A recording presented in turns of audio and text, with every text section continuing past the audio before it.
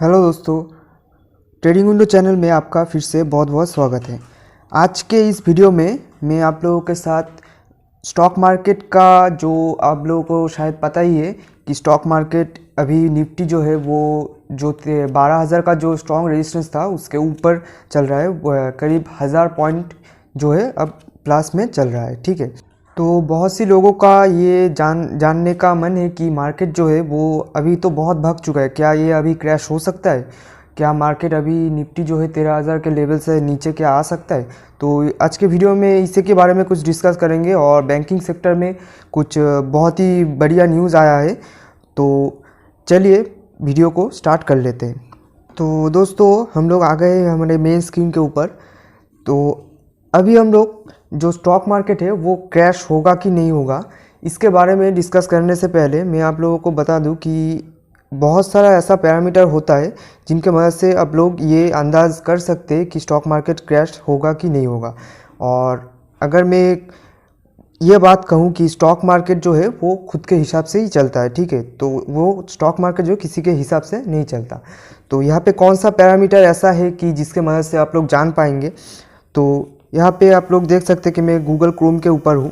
तो यहाँ पे हम लोग अभी टाइप करेंगे क्या, FIIDII activity in money control. यहाँ पे आ रहा है, आप पहले से ही देख सकते हैं। ये मनी कंट्रोल का जो वेबसाइट है यहाँ से ही आप लोग देख सकते हैं, ये FIIDII का एक्टिविटी। और भी बहुत सारा वेबसाइट है। तो ये जो मनी कंट्रोल का वेबसाइट है यहाँ से आप लोग FIIDII का जो ट्रेडिंग एक्टिविटी है, FII मतलब फॉरेन इंस्टीट्यूशन और DI मतलब डोमेस्टिक इंस्टीट्यूशन का जो ट्रेडिंग एक्टिविटी है वो आप यहाँ पे देख सकते हैं। और मैं ये आपको क्यों दिखा रहा हूँ, मैं ये भी बता रहा हूँ कि आप यहाँ पे देख सकते हैं कि नवंबर मंथ का यहाँ पे डेट शो कर रहा है। एक मिनट मैं आपको मार्क करके दिखा देता हूँ। तो यहाँ पे आप देख सकते हैं कि नवंबर 20, 19 नवंबर, 18 नवंबर, 17 नवंबर, यहाँ पे भर भर के FII जो है यहाँ पे आप देख सकते हैं, FII रुपीज़ इन करोड़। यहाँ पे FII ने बहुत सारा बाइंग किया हुआ है। ठीक है, तो मैं आप यहाँ पे अगर अब हम लोग साइड पे जाएंगे तो अब डोमेस्टिक इन्वेस्टर जो है उसको आप देख सकते हैं कि यहाँ पर उन्होंने कंटिन्यू सेलिंग किया है। लेकिन उसके बाद भी निफ्टी जो है वो 12,000 का रेजिस्टेंस, स्ट्रॉन्ग रेजिस्टेंस जो था वो तोड़ के अभी 13,000 के आसपास ट्रेड कर रहा है। तो मैं ये आपको क्यों बता रहा हूँ, मैं आपको इसका जो कारण है, लॉजिक है, मैं आपको बता रहा हूँ कि ये जो FII है ये जब बाइंग करना शुरू करता है तो मार्केट ऑटोमेटिकली ऊपर जाता है, क्योंकि FII का जो वेट है मार्केट पे, समझ लो आप FII के पास बहुत सारा पैसा होता है। वो लोग जब बाइंग करते हैं मार्केट में तभी ओरिजिनली मार्केट पे बुल रन हम लोग देख सकते हैं। ठीक है, यहाँ पे अगर हम लोग मंथ का देखें तो मंथ अगर देखने पर आप लोग अच्छी तरह से समझ सकते हैं कि जनवरी मंथ जो है इस साल का 2020 आप देख सकते हैं, जनवरी मंथ पे FII ने 5,000 करोड़ का माल सेल किया हुआ है। और तभी जो डोमेस्टिक इन्वेस्टर है वो आप देख सकते हैं कि यहाँ पे एक जनवरी मंथ पे 1,000 करोड़ का माल उठाया हुआ है। ठीक है, लेकिन आप FII का देखें तो फेब्रुआरी मंथ, मार्च मंथ में तो भयंकर सेलिंग की है उसने, 65,000 करोड़ का उन्होंने माल बेच दिया है। ठीक है, और अप्रैल मंथ पे भी आप देख सकते हैं उन्होंने बिकवाली किया है। और आप लोगों को पता ही है कि मार्च मंथ पे जो निफ्टी है वो कितना क्रैश हो गया था। तो आप ये समझ सकते हैं कि FII का जो सेलिंग प्रेशर है, यहाँ पे मैं आप लोगों को DII का भी एक्टिविटी दिखा देता हूँ मार्च मंथ का जो है। तो आप यहाँ पे देख सकते हैं कि मार्च मंथ DII जो है उन्होंने यहाँ पे बाइंग किया है वो, और बाइंग जो किया है वो थोड़ा बहुत नहीं, वो 55,000 करोड़ का बाइंग किया है। लेकिन यहाँ पे DII ने जो सेलिंग कर दिया है उसके वजह से ही निफ्टी जो है वो पूरा धराशायी हो गया था। आप लोग को पता ही है, आप लोग देख भी चुके हैं। तो मैं आप लोगों को आप यहाँ पे ये बताने की कोशिश कर रहा हूँ कि आप यहाँ पे भी एक बात देख सकते हैं कि सितंबर मंथ जो था वो FII ने बिकवाली किया है, 11,000 करोड़ का उन्होंने ओवरऑल माल बेचा है। ठीक है, तो ये पूरा मंथ का डेटा है। और ऊपर जो डेटा शो कर रहा है वो डेली बेसिस डेटा है। ठीक है, यहाँ पे आप हर डेट देख सकते हैं। तो मैं आप लोगों को ये बताने की कोशिश कर रहा हूँ कि FII जो है वो मार्केट पे बहुत ही ज़रूरी एक्टिविटी करता है। आप अगर एफआईआई का जो बाइंग कर रहा है या सेलिंग कर रहा है, ये जो एक्टिविटी है, अगर आप लोग एफआईआई का ट्रैक करें कि वो लोग क्या बाई करके चल रहा है या सेल करके चल रहा है, तो आप लोगों को एक अंदाज़ा हो जाएगा कि मार्केट पे कैसा सेंटीमेंट अभी चल रहा है। ठीक है, तो आप जैसा कि आप देख सकते हैं कि नवंबर मंथ में भी उन्होंने 3000 करोड़ का बाइंग किया। तो अभी आप ही बताइए कि आप लोग क्या सोच रहे हैं कि मार्केट क्या गिर सकता है या नहीं गिर सकता है। ठीक है, मुझे तो ऐसा लगता है कि एफआईआई अभी मार्केट पे पैसा डाल रहा, इन्वेस्ट कर रहा है, तो मार्केट भागेगा। ठीक है, ऐसा यहाँ पे मुझे लगता है। ऐसा गलत भी हो सकता है। ठीक है, मार्केट खुद के हिसाब से चलता है। मैंने आपको वीडियो में पहले ही बताया था कि मार्केट किसी के हिसाब से नहीं चलता, मार्केट खुद के हिसाब से चलता है। लेकिन ये सब जो पैरामीटर है, इससे आप अंदाज़ा लगा सकते हैं। ठीक है, तो यहाँ पे आप समझ चुके हैं कि एफआईआई बाइंग कर रहा है, तो मार्केट पे आप पॉजिटिव मोमेंटम लेके ही चल सकते हैं। ठीक है, तो चलिए आ जाते हैं हमारे नेक्स्ट जो टॉपिक है उसके ऊपर। तो यहाँ पे एक स्टॉक स्पेसिफिक न्यूज़ है जो मैं आप लोगों के साथ शेयर करने वाला हूँ। वो है अशोक लेलैंड के बारे में। ठीक है, आप लोगों को शायद पता है अशोक लेलैंड के बारे में। ये एक ऑटो कंपनी है। तो इनका जो है एक बहुत ही अच्छा न्यूज़ निकल के आया है। वो क्या है? वो है कि Ashok Leyland announce voluntary retirement scheme for all employees. ठीक है, इसका मतलब क्या है? उनका जो अशोक लेलैंड ने वॉलेंटरी रिटायरमेंट स्कीम के लिए अपने एम्प्लॉय के लिए अप्लाई किया था। ठीक है, उसका जो अप्रूवल है वो अप्रूवल अशोक लेलैंड को अभी मिल चुका है। ठीक है, तो अशोक लेलैंड का जो रिटायरमेंट स्कीम है वो अप्रूव हो चुका है। यहाँ पे आप एक और बात देख सकते हैं जो कंपनी ने यहाँ पे बताया हुआ है कि there have been many request from our employ for earlier retirement and this scheme provide them with a viable exit he said. ठीक है, तो इसका मतलब कि आप समझ सकते कि उनका जो एम्प्लॉय है उनको बहुत ही यहाँ पे रिलीफ मिल रहा है, ये जो स्कीम है, स्कीम से रिलेटेड। ठीक है, तो दोस्तों चलिए आ जाते हैं हमारे नेक्स्ट टॉपिक के ऊपर। यहाँ पे बैंकिंग सेक्टर से रिलेटेड एक बहुत ही बढ़िया न्यूज़ सामने आ रहा है। ये है कि आरबीआई ने एक बहुत ही बड़ा डिसीजन यहाँ पे सामने लाया है। ठीक है, तो आरबीआई ने यहाँ पे अनाउंस किया है कि NBFC with an asset size of 50,000 crore will should be allowed to convert into bank. मतलब क्या है कि एनबीएफसी जिनका एसेट साइज जो ये 50,000 करोड़ है और इससे ऊपर है, वो उसको फुल बैंकिंग लाइसेंस जो है वो मिल जाएगा। यहाँ पे इसको लेके बहुत ही पहले से मीटिंग चल रहा था कि ऐसा होगा कि एनबीएफसी जो है उसको फुल फ्लेजेड बैंकिंग लाइसेंस मिलना चाहिए। तो यहाँ पे आरबीआई ने अल्टीमेटली अनाउंस कर दिया है। अभी भी पूरा न्यूज़ सामने नहीं आया है। ये अब जो पूरा अनाउंसमेंट है वो आपको जनवरी के मिडिल मंथ में देखने के लिए मिलेगा। ठीक है, तो अभी एक आरबीआई के तरफ से एक नोटिस आया है।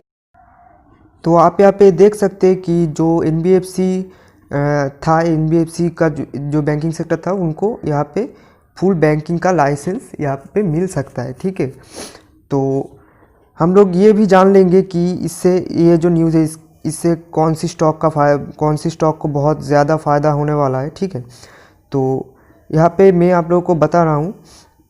पहला जो स्टॉक मैं यहाँ पे आप लोगों को साथ शेयर करना चाहूँगा वो है बजाज फाइनेंस। ठीक है, ये एनबीएफसी का जो ये न्यूज़ आया है, जो फुल फ्लेजेड बैंकिंग लाइसेंस जो मिलेगा, ये न्यूज़ से यहाँ पे बजाज फाइनेंस का और बजाज जो फिनसर्व है उनको बहुत ही ज़्यादा फ़ायदा होने वाला है। ये दो जो कंपनी है ये एनबीएफसी के अंदर ही आता है, लेकिन इनके पास ऑलरेडी बहुत सारा डिपॉजिट भी आता है। ठीक है, तो और भी बहुत सारा एनबीएफसी है। यहाँ पे आप बजाज फाइनेंस का देख सकते हैं, आज भी ये 2% आप है। तो हम लोग आ गए बजाज फिनसर्व के ऊपर। आप बजाज फिनसर्व को भी देख सकते हैं कि अभी 3% जो है अपसाइड मूवमेंट दिखा रहा है आज के दिन भी। ठीक है, यहाँ पे मुझे ऐसा लगता है कि एनबीएफसी का जो ये आरबीआई का जो ये प्रपोजल आया हुआ है, अभी जो आरबीआई का जो अनाउंसमेंट हुआ है, इनमें बजाज फिनसर्व और बजाज फाइनेंस ये जो दिग्गज कंपनी है, इसको बहुत ही ज़्यादा फ़ायदा यहाँ पे होने वाला है, ठीक है। और पब्लिक सेक्टर जो बैंक है उनके ऊपर मैं ज़्यादा नहीं कहना चाहूँगा क्योंकि मुझे ऐसा लगता है कि पब्लिक का जो पैसा है वो ज़्यादातर प्राइवेट सेक्टर में ही जमा रहता है, ठीक है। तो इसके वजह से बजाज फाइनेंस और बजाज फिनसर्व जो है ये जो नॉर्म्स है इसमें बहुत ही ज़्यादा प्रॉफिट में दिख रहा है मुझे, ठीक है। तो दोस्तों आ गए हम लोग हमारे नेक्स्ट टॉपिक के ऊपर। यहाँ पे आप देख सकते हैं कि RBI panel propose to raise promoter cap to 26% in private bank.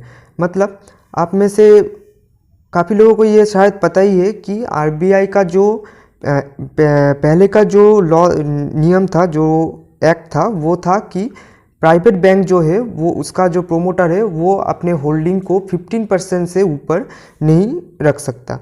अगर 15% से ऊपर है तो उसको कमा कर उसको सेल कर वो उसको 15% तक ही होल्ड कर सकता है लॉन्ग टर्म के बेसिस पे, ठीक है।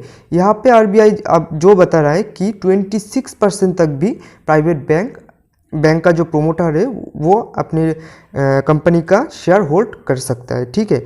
तो यहाँ पे आप देख सकते हैं कि यहाँ पे अच्छी तरह से लिखा है, internal working group set up by the RBI has propose to raise the cap on promoter stake in private bank from the current 15% to 26% in 15 years. The group has also recommended that large corporate or industrial houses may be allowed as a promoters of bank only after amendment to the Banking Regulation Act. तो दोस्तों यहाँ पे आप देख सकते हैं कि ये जो मीटिंग था ये जून 12, 2020 से शुरू हुआ था, ठीक है। यहाँ पे आप देख सकते हैं कि to review extend ownership guideline and corporate.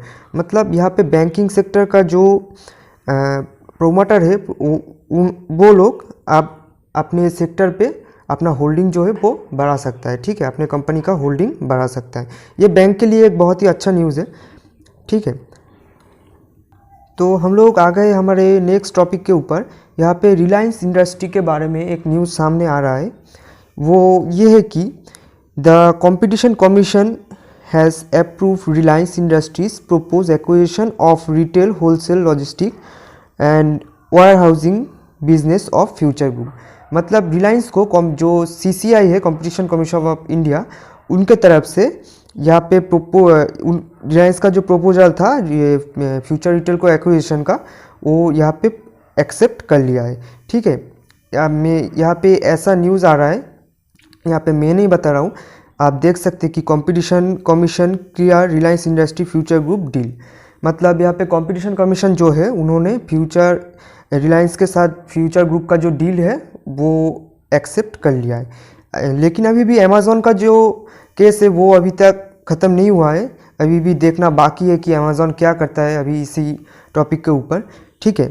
यहाँ पे जो न्यूज़ सामने आ रहा है रिलायंस इंडस्ट्री के बारे में, मैं आप लोगों को वो शो कर रहा हूँ। यहाँ पे चलिए देख लेते हैं कि रिलायंस आज कैसा परफॉर्म कर रहा है। एक मिनट। तो यहाँ पे आप देख सकते हैं रिलायंस इंडस्ट्री जो है आज भी 3.16% जो है अपसाइड मूवमेंट पे बैठा हुआ है, 56 पॉइंट प्लस पे है, ठीक है। यहाँ पे और भी बहुत सारा न्यूज़ आएगा रिलायंस इंडस्ट्री के बारे में, लेकिन मैं आप लोगों को मेरा एक और वीडियो है, मैं आप लोगों को डिस्क्रिप्शन पे लिंक दे दूंगा रिलायंस इंडस्ट्री के बारे में। मैंने पहले भी एक वीडियो पोस्ट किया हुआ है, मैं वहाँ पे भी मैंने बताया कि रिलायंस को आप बाय ऑन डिप्स कर सकते हैं। ये बहुत ही अच्छा एक स्टॉक है, फंडामेंटल इसका बहुत ही स्ट्रॉन्ग है, ठीक है। और ये ऐसा मुझे ही नहीं लगता है, आपको भी पता है कि रिलायंस में कितना बड़ा इन्वेस्टमेंट हुआ है कुछ ही दिन पहले। तो ये जो सब इन्वेस्टमेंट हुआ है ऐसा ही नहीं, ये ऐसे ही हो गया, कुछ तो है रिलायंस में जिसके वजह से इतना बड़ा इन्वेस्टमेंट हो रहा है, इतना बड़ा कंपनी भी इनके ऊपर इंटरेस्ट दिखा रहा है, ठीक है। तो मैं आपको ये बताने की कोशिश कर रहा हूँ, अगर आप लोगों को रिलायंस 1800 के लेवल पे या 1700 के लेवल पे भी दिख जाए, वहाँ से आप बाय करके ही चल सकते हैं, ठीक है। क्योंकि मुझे यहाँ पे ऐसा लगता है कि रिलायंस एक दिन मल्टीबैगर स्टॉक बनेगा, ठीक है। तो मैं आप लोगों को ये बता रहा हूँ कि आप रिलायंस पे बाय ऑन डिप्स कर सकते हैं। मुझे भी रिलायंस को 1600 के लेवल पर अगर आ जाए रिलायंस, तो मुझे भी बहुत सारा माल यहाँ से ख़रीदना है, ठीक है। मैं भी बाय ऑन डिप्स कर रहा हूँ रिलायंस पे, तो बाकी आपका मर्ज़ी है कि आप क्या करें, ठीक है। तो दोस्तों आज के वीडियो में बस इतना ही। आशा करता हूँ आपको वीडियो पसंद आया होगा, और अगर आपको वीडियो में कुछ समझने में प्रॉब्लम हुआ हो तो मुझे आप कमेंट सेक्शन पे ज़रूर बताएं, और वीडियो को लाइक करें, शेयर करें, चैनल के साथ जुड़े रहें। मैं आप लोगों को ऐसे ही स्टॉक मार्केट्स का जो लेटेस्ट न्यूज़ है उसके बारे में अपडेट देता रहूँगा, और चैनल के साथ जुड़े रहें। अपना ख्याल रखिए। अभी के लिए बाय बाय।